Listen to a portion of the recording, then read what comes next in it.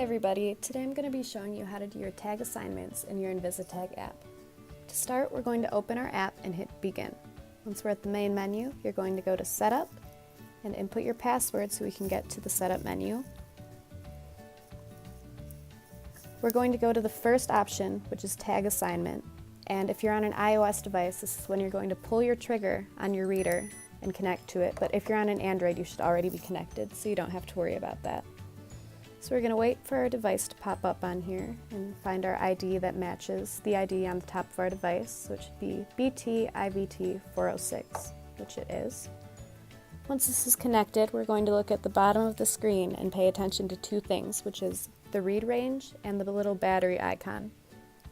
So we're connected, and our battery percentage is at 78%, and we suggest you always keep your handheld reader fully charged.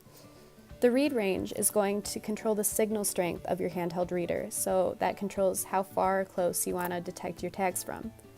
I have some tags laid out in front of me, and I'm going to turn my read range all the way down, 15%, and I'm going to pull my trigger and scan the tags. As you can see, only one tag popped up, and this is from a very close distance. Now I'm going to turn my read range all the way back up to 100% and pull the trigger again.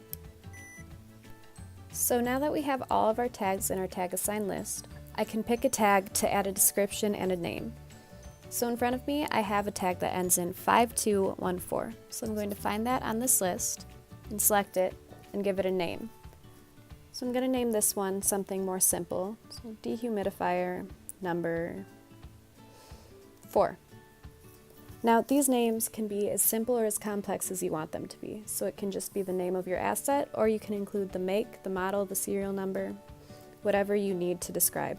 So there's also an option that says barcode number here, which will allow you to scan the barcode for an alternate option of ID, so a backup ID for your QR code. So I'm done with this tag, so it's no longer on my tag assigned list because it's not a new tag anymore. I'm going to grab another tag, and this one ends in 5210. I'm going to click this, and right here we have a more easy option to fill in your name. So this tag is going on an air scrubber, so I'm going to click air scrubber and fill. That'll include the last 8 digits of our RFID number. I'm going to click done here.